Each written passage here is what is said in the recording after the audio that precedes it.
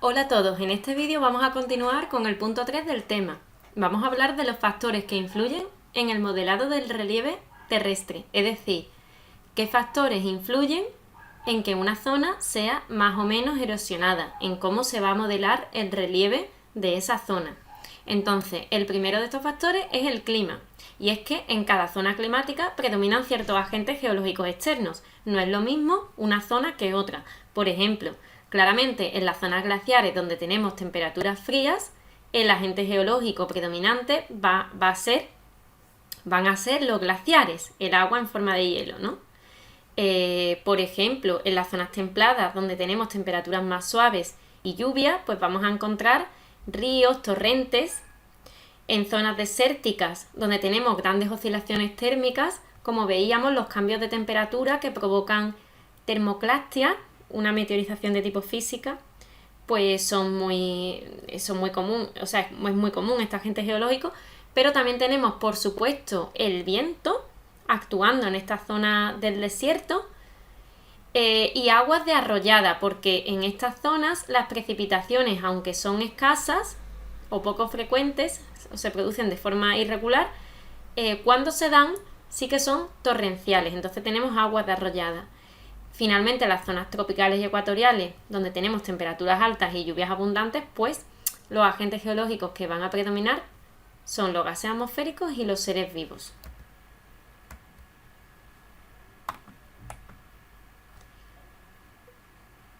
La presencia de la vegetación es otro factor que va a influir en la erosión de una zona.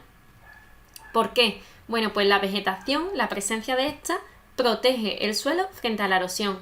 De hecho, las raíces de las plantas sujetan el suelo y además, como las raíces de las plantas necesitan agua y absorben agua, van a favorecer siempre que el agua que discurre por la superficie se infiltre en el terreno, es decir, se introduzca en el subsuelo, de tal manera que todo el agua superficial que podría erosionar, llamada escorrentía superficial, va a disminuir en cantidad. ¿Por qué? Porque se está infiltrando en el suelo.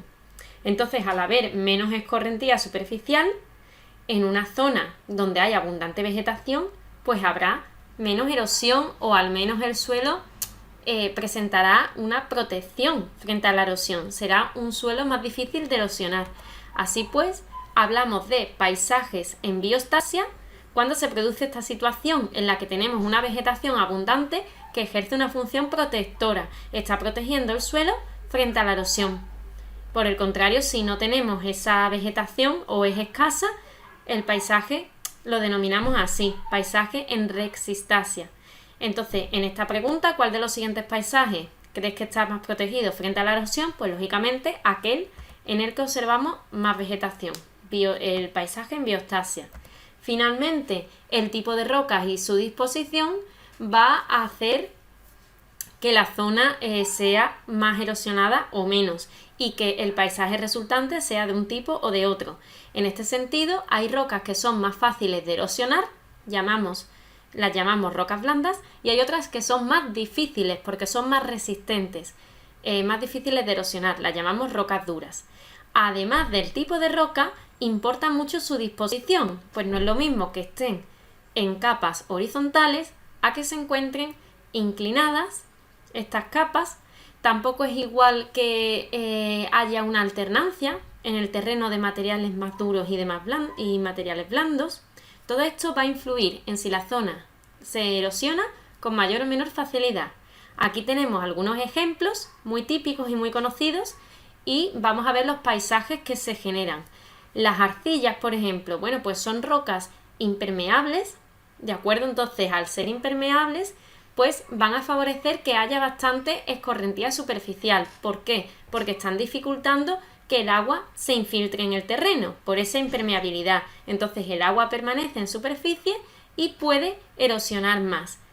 Si además estas arcillas se encuentran en zonas desprovistas de vegetación, carentes de vegetación protectora, como hemos dicho anteriormente que la vegetación protege, si yo tengo una zona donde no hay vegetación y tenemos estas arcillas en el terreno, que esto sucede mucho en los climas áridos, pues se van a generar este tipo de paisajes, porque la erosión se va a producir con facilidad y entonces pues tenemos este modelado que se denomina badlands y muy típico de terrenos arcillosos en zonas con poca vegetación. Quedaos un poco con la fotografía porque así cuando yo os enseñe una foto de este tipo podéis ya saber que es un terreno arcilloso. Los granitos, otro ejemplo de roca muy conocida. Bueno, los granitos tienen una particularidad y es que aunque sean resistentes a la erosión porque son duros, se agrietan sin embargo con facilidad, ¿vale? Entonces, ¿qué ocurre? Que por esas grietas puede infiltrarse, puede introducirse el agua. Entonces esto, por gelifracción, como ya vimos al estudiar meteorización física, puede ocasionar la fragmentación de estos granitos pues en bloques que con el tiempo acaban redondeándose y pasan a llamarse berrocales. Esto es un paisaje de berrocales. En el caso de las calizas, ¿vale? Tenemos que acordarnos de la meteorización química por carbonatación. Esto lo veremos con más detalle cuando veamos el modelado kárstico. Pero bueno, básicamente la roca caliza está formada por este compuesto, el carbonato de calcio, que si recordáis lo veíamos al hablar de este tipo de meteorización. Este carbonato de calcio reaccionaba con el ácido carbónico, el cual estaba presente en el agua ácida cuando el agua disolvía el dióxido de carbono atmosférico, ¿vale? De tal manera que formaba ese ácido. Entonces, como consecuencia de esa reacción, la roca se disuelve y presenta pues estos surcos que veis aquí, esta alteración. ¿Qué pasa? Que este proceso dijimos que era reversible y ese carbonato de calcio podía volver a precipitar. Entonces es cuando se originan las estalactitas y las estalagmitas, ¿vale? Entonces aquí se ha producido la disolución de la roca y aquí ese carbonato cálcico ha vuelto a precipitar, ¿vale? Pero esto lo explicaremos mejor cuando veamos, como digo, el modelado kárstico. Pues bueno, hasta aquí hemos visto el punto 3 y no os perdáis el siguiente vídeo para escuchar la explicación del punto 4 del tema.